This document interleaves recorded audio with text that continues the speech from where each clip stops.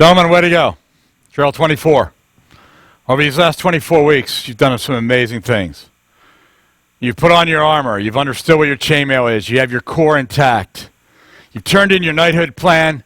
You are ready to graduate. You've found your personal X.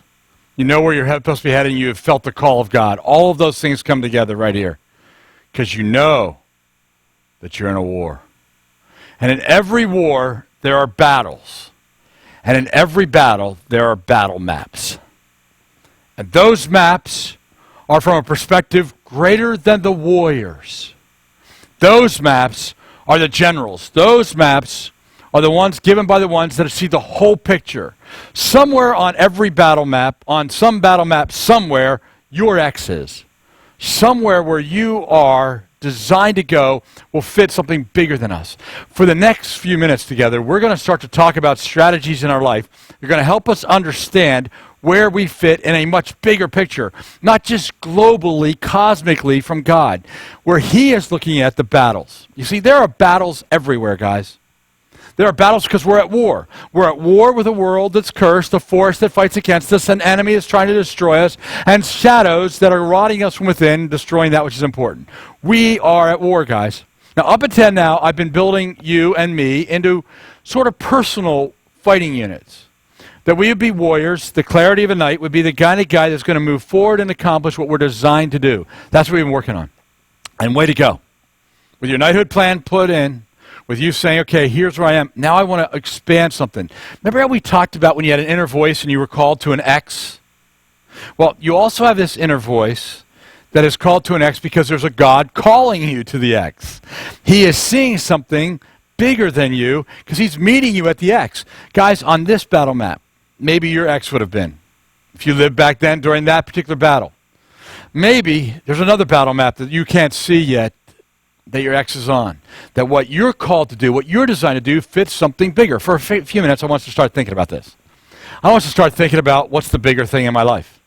What's the bigger longing of my life? What is it that I desire in my life? Tell me about it, guys. I will tell you that there's some things for me that are bigger than me that are going on. What we're doing right now is bigger than me. The movement of the Knights of the 21st century it can't be done by me.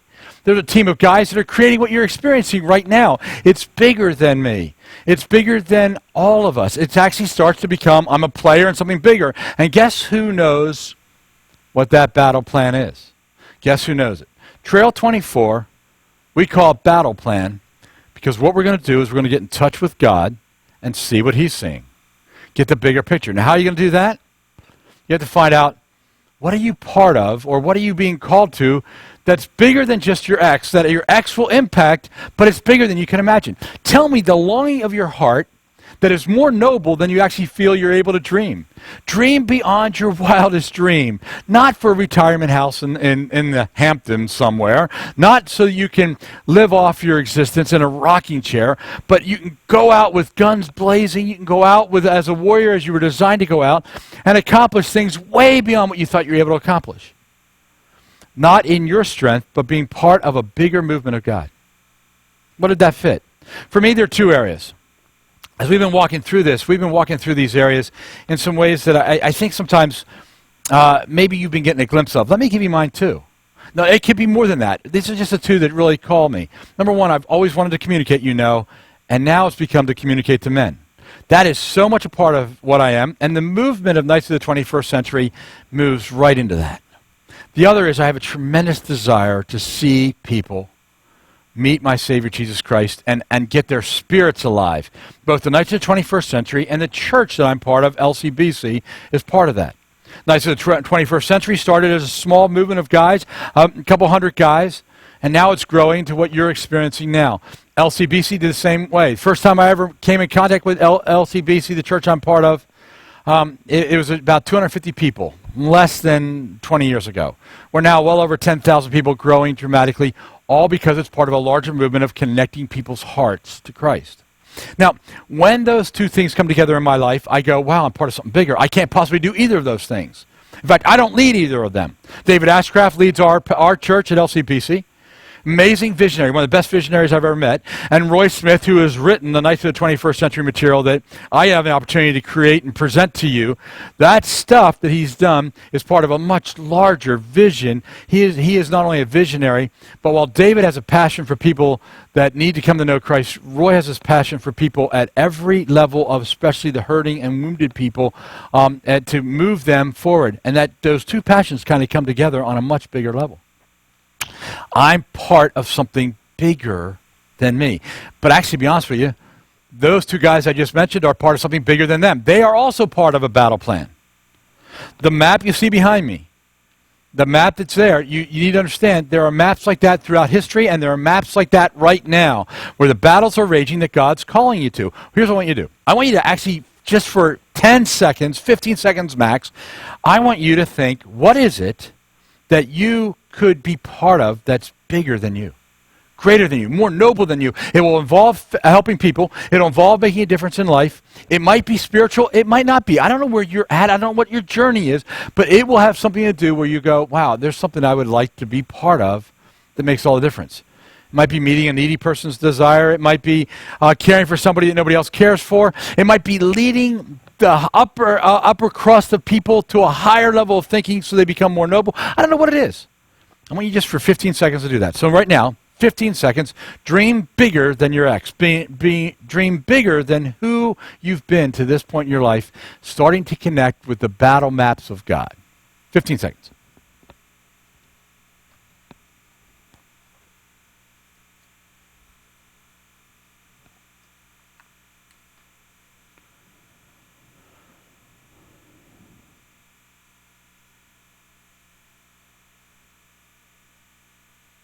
That's actually very courageous what you just did. Just to spend these few moments in silence thinking beyond anything that you have been to this moment. That's awesome. I actually have a statement that's on my office wall. That is my statement that I would have created in those 15 seconds. It's not important for me to bore you with my statement, but it's there on a number of places in my life. These are the things that I know that if I'm ever, this is going to happen, it's going to be a movement way beyond anything I could ever be part of. Will I arrive there? No, you know what? It doesn't really matter because it's not my battle, right? It's what God's doing in the world. I'm just an X on it. I'm just a spot on the map. My X might combine with your X, and together we create something. I know in my life that's happened time and time again. From even as simple as the production that you're experiencing right now, had a group of people come together to pull that off, to where we get to the place in our lives where we don't even orchestrate and organize it. We just run into it. You sort of experience it. All of a sudden, everybody else shows up at the same place, same time, because one person suggested everybody do that. You know, this is a movement that is bigger than God. Now, there's some strategy involved in this. There's some strategy that you're going to have to know to keep your focus on a much bigger, broader level than how you think. So let's walk through that strategy together. Here's some helpful thoughts and strategies that are part of a warrior's arsenal. These will help you, by the way. These strategies are going to help you guys. As you write down the word strategy, know that I want you to think about your X. I want you to think about your battle mat that's bigger. I want you to think the target that you're aiming to. But let's say that you get really good and you hit the dartboard of your life. You hit the X. You go to right where God's calling you to go. May I tell you that when you get there, you're going to immediately see something much bigger than the target. Much bigger than the dartboard. Much bigger than the X. See, I don't think it ends at the X, guys. So the strategies we want to put in place will help you get to your X so you don't miss what you're designed to do.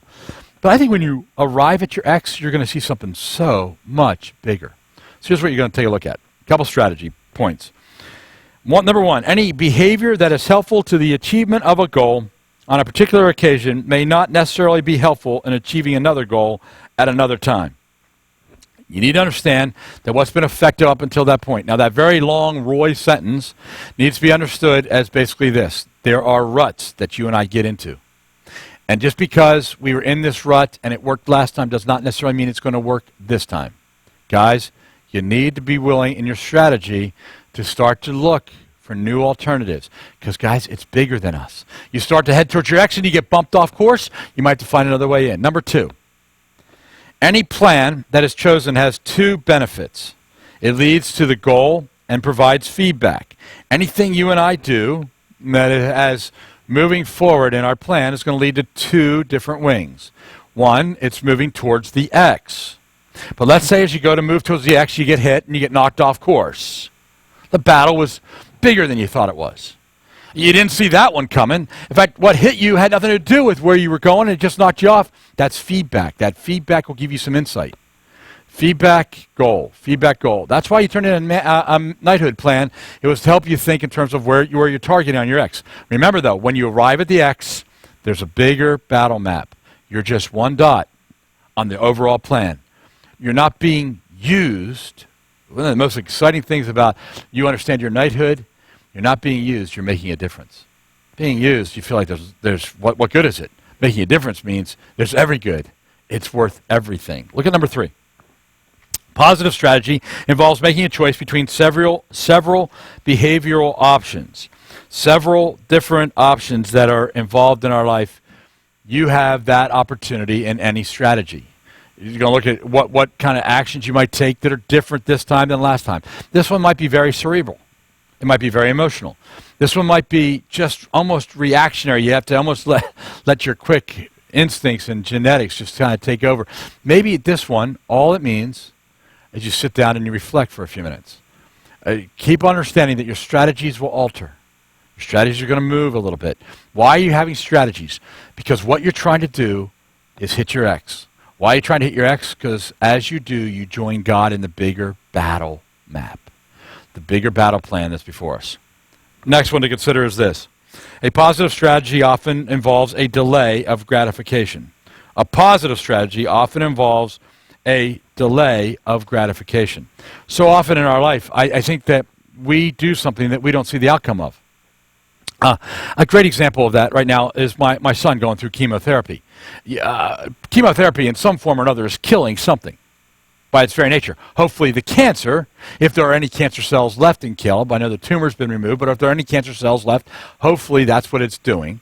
Now, the problem is that it looks like, it feels like he's just getting sicker. It looks like and feels like what should be coming from this, the benefit, feels like it's not happening. Guys, sometimes it doesn't feel good to do what we're doing. Sometimes gratification gets delayed. In fact, sometimes this side of eternity, you never know it.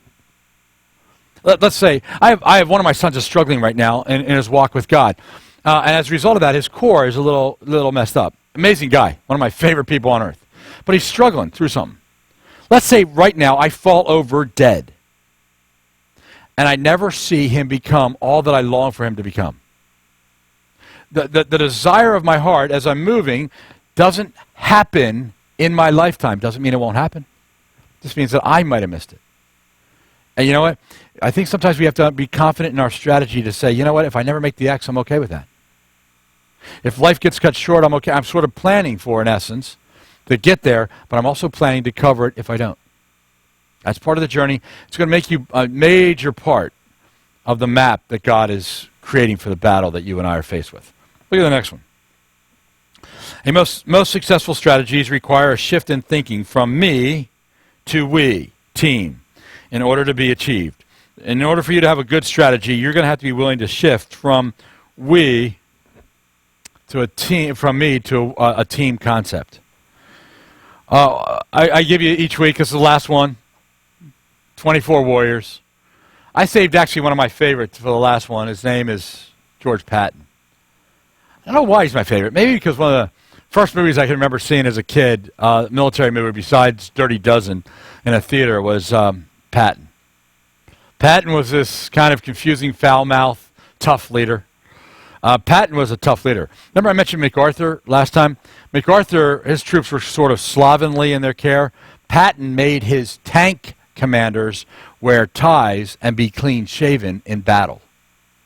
I mean, Patton's a very different guy. He'll live 60 years of his life. He'll die in 1945. He'll actually die after the end of the Second World War, not in combat, but in a kind of freak car accident where his neck is broken.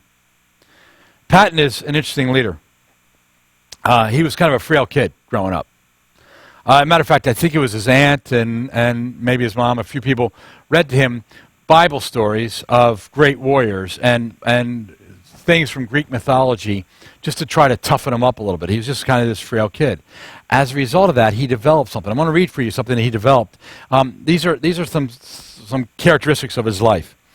He said these are the character of a warrior he wanted to have. Strength of character, steadiness of purpose, acceptance of responsibility, energy, good health, and strength. Those 4 things drove him. Strength of character, steadiness of purpose, acceptance of responsibility, energy, good health, and strength. To be honest with you guys, that is actually a very key part of who he became. It almost sounds like when you read through that, doesn't it? You're looking at those strength of character things, all that. It almost sounds like, he rejects passivity, accepts responsibility, leads courageously, lives for God's reward. I mean, he sort of has that kind of mentality. He competed in the Olympics in the pentathlon, and I think took 6 or something like that. And so this frail kid starts to really grow. He's dyslexic, and as a result of that, had trouble reading. So he would draw everything out for his men. Battle maps, way of life for him. Would draw everything out. Was a student of war. Knew what he was doing. Knew the battles to be fought. He has a quote I want to put up for you that maybe give you an insight into the kind of man General Patton was. Don't tell people how to do things. Tell them what to do, and let them surprise you with their results. Don't tell people how to do things. Tell them what to do.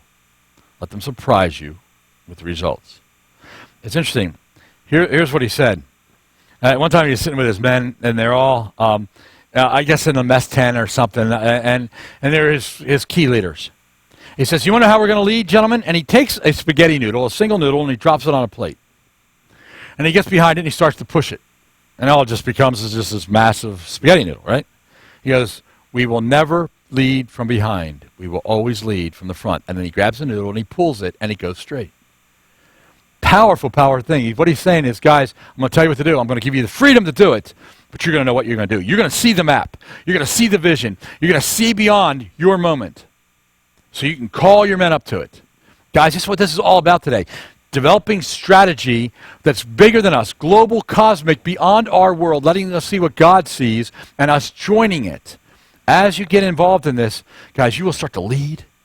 You'll start to lead with courage. You'll get up every morning with greater purpose. You'll get excited about it. Patton was great at getting his men to go way beyond. You know the Battle of the Bulge. The Battle of the Bulge was actually created because he had to get to Bastogne, which was under siege, and he moved his men 100 miles, and I can't remember what it was. I'm blanking out right now, but it's like 3 days. It's just unbelievable, the amount of stuff he moved overnight to rescue. It takes that kind of strength and courage when you get up in the morning and you realize that my destiny today is to be a knight of the 21st century, a warrior with clarity, because when I get to my X, or as I move to my X, I'm getting to a much bigger battle plan. And by the way, that's just one battle map. There are many battle maps. My X may be on there. My X might not be on that one. It might be on a different one, because there are many fronts being fought on the whole war that you and I are part of. Look at the next part of strategy. Understanding it goes like this. A strategy number 6 should prepare one for the possibility of unknown hurdles. Anticipate the fact that the forest will keep dropping trees in your way. Anticipate that unknown hurdles are going to come your way. So if you feel good today physically, you might not tomorrow.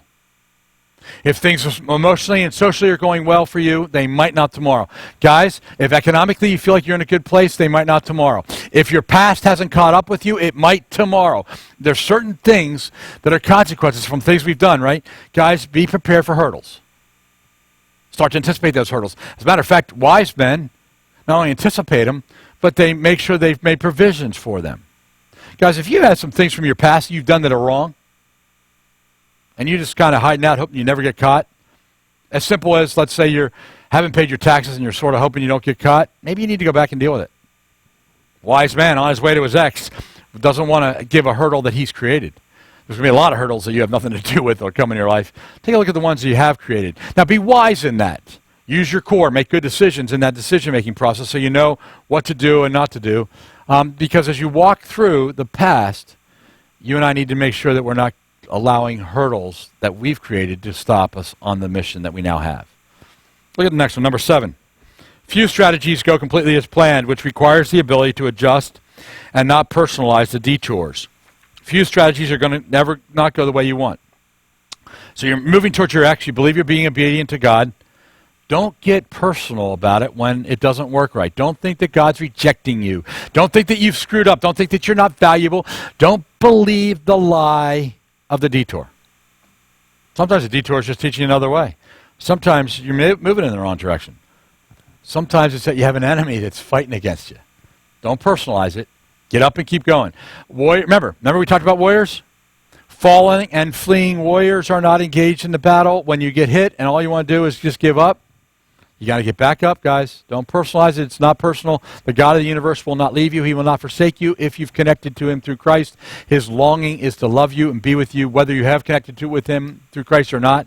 His desire is for you to be all that you're designed to be, to fulfill not only your ex, but be part of a greater cosmic thing, the God of the universe. Number 8. At one strategic level, an approach may be successful, and yet the knight understands that any given strategy can also have limitations. You can overuse certain strategies. One of the struggles that we face is this. Sometimes, guys, you have to understand that you see this one thing working once, it might not work a second time.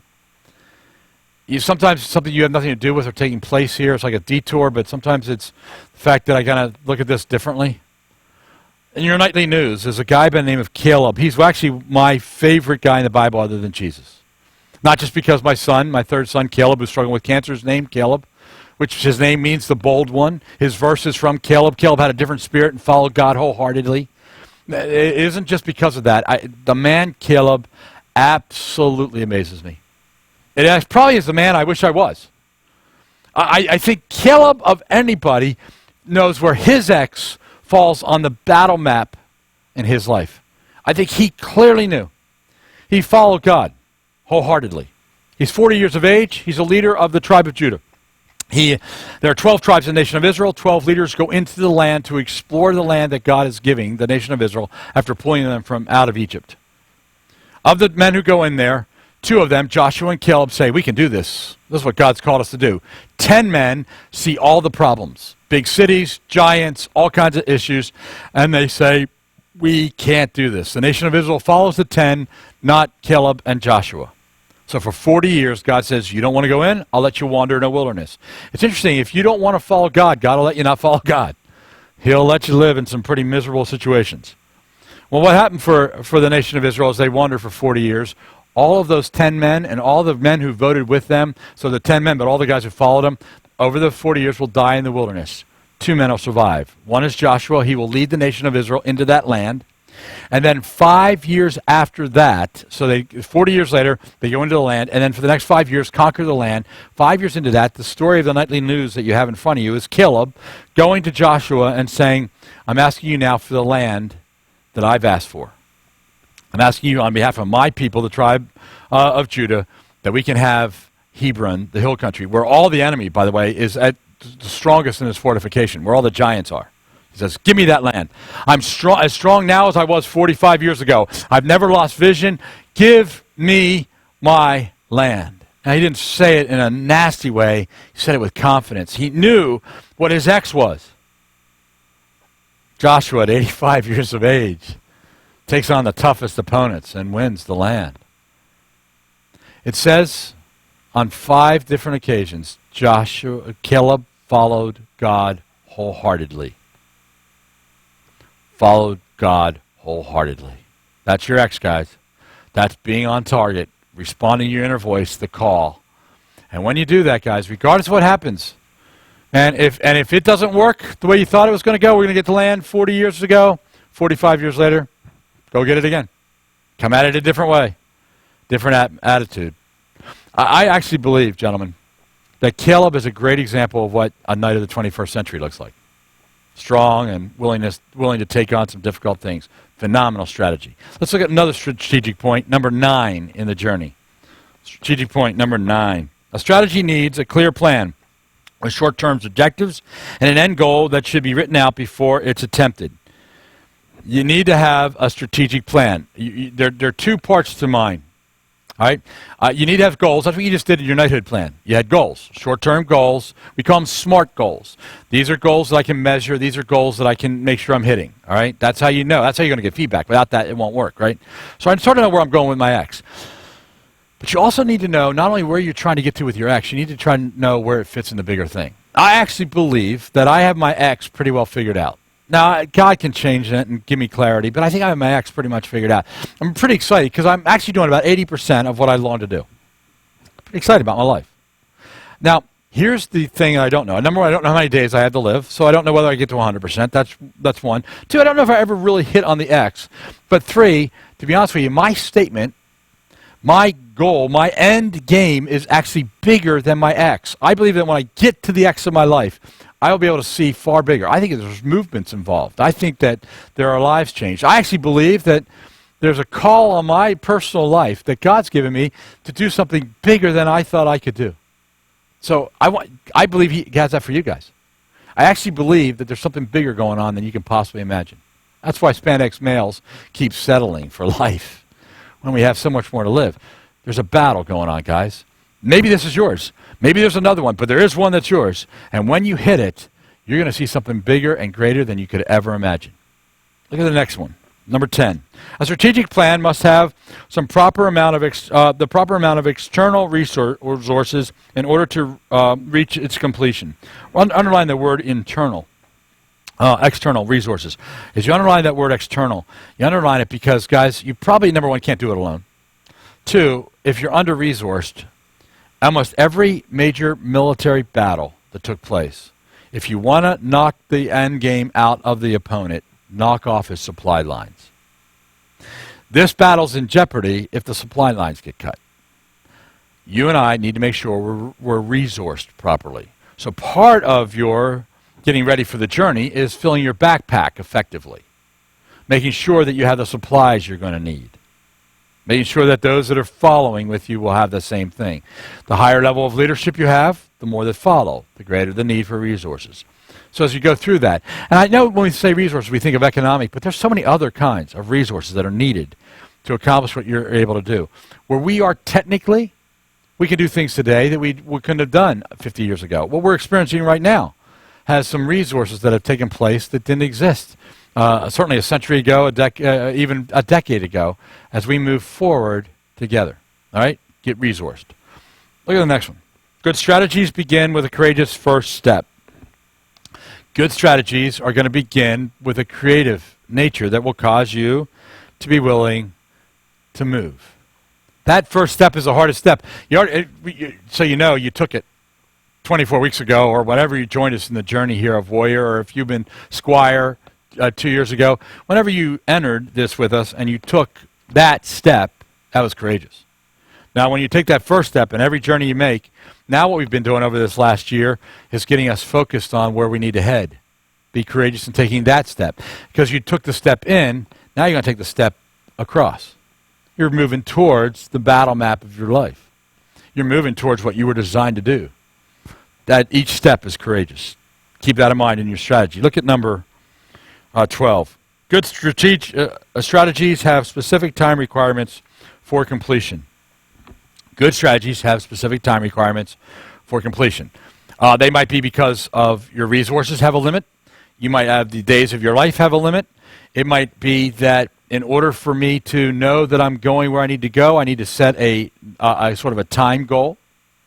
There are certain things that are natural limits. There are certain things that are supernatural limits. There are certain things that we can anticipate. I want you to stop for a few moments and just kind of say, what is my time frame for this? Maybe it's driven by economics. Maybe it's driven by God's call on your heart. March 25th, 1987, I had an interesting encounter with God. I've only had 2 of these in my whole lifetime. And on March 25th, 1987, God spoke some things into my my call. In other words, in essence, the inner voice that I have that's been driving me, God's call, pulling me. On this occasion, he kind of guided me through some truth that I hadn't seen before that moment. March 25th, 1987. That's a long time ago. Do you want to know something? Some of what I was understanding that day is still coming about today. Now, I can give you a starting date. I can't necessarily give you an ending date. But in light of some of the things that he was asking me to think about and do, I needed to set some time goals along the way. And over these decades, certain things have been happening, and certain things have been experimented, and certain things have been all been looking at towards the X of my life. Guys, it gets exciting when you can look back and say, wow, I went from here to here during that time from here to here. And it certainly wasn't a straight line, but that journey is moving me towards the X, the call. It gets pretty exciting when we think about that. Look at the next one, number 13. Good strategies, including big picture thinking, as well as focus on specific details. You're going to have two parts to this. Good strategies. If you're going to have a good strategy in your life, you have big picture. Now, to be honest with you, as big as we can possibly get is the battle map. That's as big as we can possibly get. We can't get the war map, but the battle map. You're going to get as much big picture thinking as you can have, but you also need to have very specific steps along the way. Because if all you have is big picture, it's sort of like I see sort of where I want to go, but I have absolutely no idea how to get there. So there's a combination of both sides to this coin as you move forward. Number 14. Good strategies do not include taking needless risks. Good strategies do not include taking needless risks. So often in our lives, guys, we have to understand that if I'm going to have a strategic way of thinking, needless risk will jeopardize the mission. Needless risk will jeopardize those behind me. In the movie Gettysburg, Gettysburg is actually a movie that was done from a book called Killer Angels. In that movie, Gettysburg, there's this moment in the history of the battle. Gettysburg's a true story. Basically, it's a 3-day war, 3-day battle that took place in a town in Pennsylvania called Gettysburg. It's one of the most famous battles of the Civil War. It's when the troops from the South are trying to break the back of the North, and the North is trying to cut the supply lines off from the South. And at this point, actually, North is pretty much on full defenses. There's been win after win after win after win by the South. The Battle of Gettysburg, the North arrives first, finds the high ground, holds the high ground, and as a result of that, by day 2, the high ground is pretty much in place, held by the North. And if you know anything about battling, if you know anything about war, high ground is key. There is a part of the movie where on day 2, the forces of Maine, a squadron from Maine, is at the end of a long line of hills. And it's actually called Little Round Top where they are. And in this line of hills that they're at, the Maine squadron is asked to hold the line. Under the leadership of Colonel Chamberlain, Joshua Chamberlain, they're asked to make that line not move. Because if it moves, the South, they're at the end of the line, the South will go around. Let me have you think about this particular scene. Chamberlain is speaking to his men, and he goes, guys, as the guys from Tennessee and the guys from Arkansas, those divisions that are from the South are coming, if they get around and behind us, they will break the back of us as soldiers. We can't be surrounded. If we get surrounded, we will probably lose. And to be honest with you, I think if we lose this battle, we lose the war. Pretty powerful moment. He said, we are the flank. It means nobody can get around us. We have to hold this line. A couple of his leaders say, it seems like all the fighting's going on down that way at the front door. We're the back door. It's not going to come to us. Chamberlain very wisely says, no, the terrain there is open and it's steep. It'll be impossible to breach the lines down there. No, they're going to keep coming up here through the woods. And eventually they're going to get to us. And when they do, gentlemen, we are the flank. You can't give in. There was an urgency that he had in his voice. There were a bunch of men that were fighting down the way. No fighting going on where they were. But you get this sense at that moment that Chamberlain knew that the battle and the strategic way of thinking that he had to have at that moment was absolutely key to something much bigger than a battle on a hill in a central part of Pennsylvania. As you come out of that scene and you get the sense of urgency that we are the flank, can I tell you something, guys? We are the flank. Just so you know. For this generation, for this time in history, the war of the forest against the movement of God, the war of an enemy against the God of the universe, the war within of our shadows against what's going on around us is raging, and we are the flank. We, knights of the 21st century. I believe that it's our job, along with other guys that are being moved all over by God all over the world, to join in to a much bigger movement to hold the flank. How strategic are you in your thinking? Let's look at this. A couple more things to look at. The next one says, number 15, good strategies are flexible and can be adjusted or changed. Good strategies are flexible and can be adjusted or changed. Know that if we're going to do this right, you're going to have strong, clear, strategic thinking, but you have to also be willing to adjust. You'll see that later on in the Battle of Gettysburg. 2016, good strategies require the knight to demonstrate self-awareness and self-discipline. Enough said about that. I think we've been talking about this whole journey. Number 17, a great strategy sometimes needs to trump a good strategy in order to achieve the best goals. A great strategy is going to be required here sometimes, guys. You might have had up until this moment a good strategy. God's going to take you to the next level. A great strategy. A great strategy. And so sometimes, guys, you feel like you're pretty comfortable where you are. Be looking for the next level. Always moving towards the X, towards the bigger plan, the battle map. Number 18. Sometimes the best approach is to throw out a well-thought-through strategy. Obviously, if you're willing to give your good strategy trumped by a great strategy, you have to be willing to let go of the other one. Number 19. Temptation can short-circuit the best plans, so a warrior must learn to say no. Temptations can short-circuit the best plans, so you're going to have to learn to personally say no. Which means this, your shadow's going to work against you all the time. Your armor's on, your chainmail's pretty good, and the shadow is just eating away at you. Learn to say no to the desires. How do you do that? Pull the core out. Walk through, think it out, make a good choice based off your spirit, your soul, your mind, your body, the shadow, right? Look at the next one. Successful team strategies rely on excellent communication. If you're going to do this well, guys, you're going to have to stay in communication. You're going to take a break now, 24 weeks. You have campfires, right? Keep meeting together. Get together once a week for breakfast, once a month. Still talk to each other. Call each other up. Make sure that we're all in the same thing. You know, the guys that are in your campfire, they have X's too. Some of them might be on your battle map. Some might be on another battle map. But, boy, I'll tell you, by checking with each other and making sure that you're doing okay, you need to be open and talking. And the bigger your kind of movement gets, the better your communication lines need to be.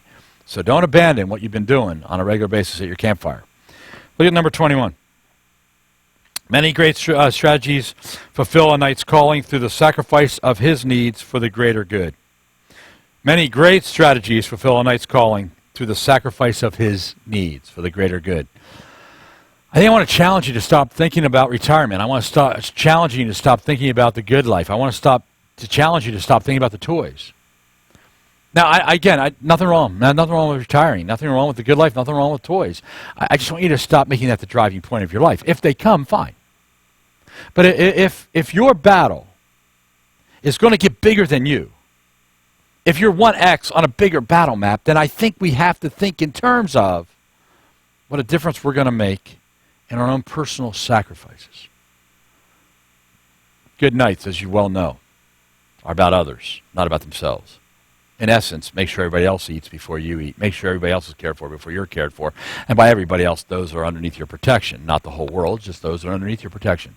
God's dealing with the world. You and I deal with the world around us. Good strategies. Look at the next one. 22. Diverse voices in the planning stages of any strategic strategy assure that varied viewpoints contribute to the end results. Guys, you're going to need to have a variety of people giving you input as you plan your strategies. Run your strategies by each other. Why do they want you to share your knighthood plans with each other? So you can get input from each other. You need that. My mentors know what my strategies are. They're the guys that hold me accountable. They're the ones that are going to ask the tough questions. Lynn knows what my strategies are. And certainly God knows what my strategies are as we lay them out. All right? A couple more. 23. Strategic celebrations assist in motivating the knight to achieve difficult goals. Learn to celebrate. Learn to celebrate. So celebrate the battle. The battles are tough enough. Have great moments of celebration. You do that for your children. You do that in your marriage. We do it at Knights of the 21st Century in our group at LCBC. We do a graduation. We celebrate our guys' accomplishment. Learn to celebrate, guys. Celebrating will give you sort of footholds in this pretty difficult climb. You can have personal, you can have big ones. Celebrate milestones. Certainly celebrate milestones in your children's lives. Look at the next one. Good strategists, 24, have personal and insightful self-strategies to minimize their internal conflicts. There are all kinds of battles you're going to deal with. You're going to have your own internal ones that are all kind of going on inside of the armor, inside of the chainmail, within your core. These strategies that go on, nobody else has to see. They might appreciate and wonder about and ask about them, but these are the things that keep you going when everybody else wants to quit. These are the things that keep you going for the bigger movement when you can barely feel like everybody around you can barely breathe. These are the truths that hold you. May I tell you one that holds me? This one holds me. God will never give me more than I'm able to handle. It's true. That's what he says. He says he'll never leave me or forsake me. Do you know what that means in the middle of moments when I feel like I can't go any further and I feel like I'm alone? Internal strategies will help you through interesting battles. Look at the next one. This is the last one. A successful strategy maintains high values throughout, which allows for goal completion. It's going to maintain high values throughout. It's going to allow your goal completion. What does that mean? High values, God's values, the values of God, the values that are important to him. Everything I'm just talking about, just so you understand, is I'm not you getting to be what you hope you would be. This is you getting to be what God made you to be. That's part of the bigger battle. This is that magic moment, guys, when you all of a sudden realize, I had the right armor on. My chainmail's good. My core is intact. My decisions are solid. When I use a weapon, I use it deliberately. When you're in that full mode, guys, when you're doing what a knight of the 21st century is designed to do, and you're heading towards your X, God's calling you there, you realize you're fitting into something bigger, and all of a sudden it explodes, and you see more than you ever thought was possible. Such a moment happens in the movie Gettysburg. At the end of that second day, it's actually about the middle part of the movie. At the end of that second day, they have been battling as the South. The groups from Arkansas and Tennessee have been rushing up the hill and rushing up the hill. Tremendous amount of casualties being inflicted on both sides, but especially the South. It's running up hills and with trees around them, but being shot at by guys who are hidden behind rocks at the top of the hill. As the men of Maine keep firing down and the South keeps coming, they run out of ammunition. The South seems to have more supplies and more men. The men of Maine are down to their last rounds of ammunition. For the most part, in any battle, as they rush up, they have maybe time between the time they fire and then reload 2 shots. They're all down to their last couple shots. Half their men are down. A good portion of them are wounded. They're having a meeting. Imagine this scene, if you would. Chamberlain's there with his men. They've all been bloodied and hurt and watch guys they care about taken out. Their forces are cut in half, and Chamberlain says to his men, "Gentlemen, what do we have?" They tell him what kind of supplies we have left. Not enough for yet another attack. We can handle them maybe one more time, and that'll be it.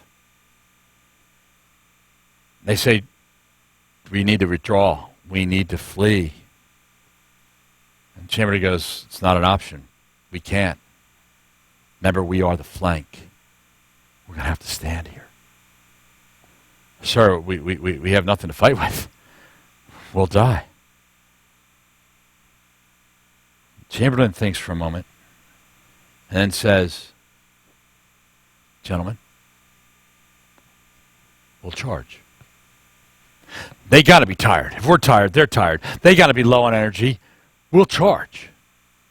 You mean, sir, we will go at them, leaving these rocks and security? We'll do that? Yeah, in fact, as we pull back, remember we pulled back, guys? We brought the flank here. We had to refuse the flank.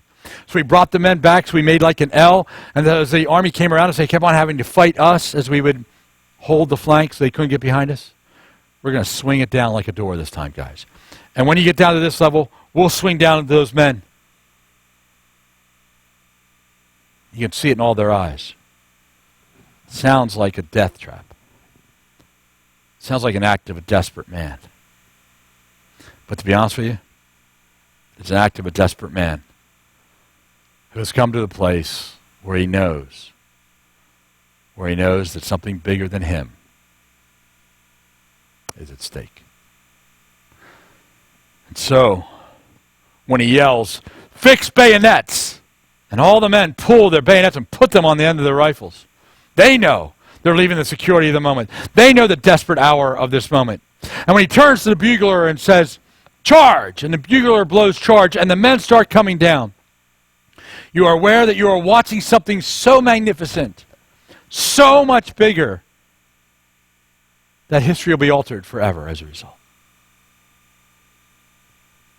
Clarity of a knight is a warrior who gets to such a place that he gets to see beyond his ex to the bigger battle plan. Gentlemen, thank you for the journey. Thank you for the courage. Let's go together and accomplish more than we ever thought possible. God bless you. See you at Oracle.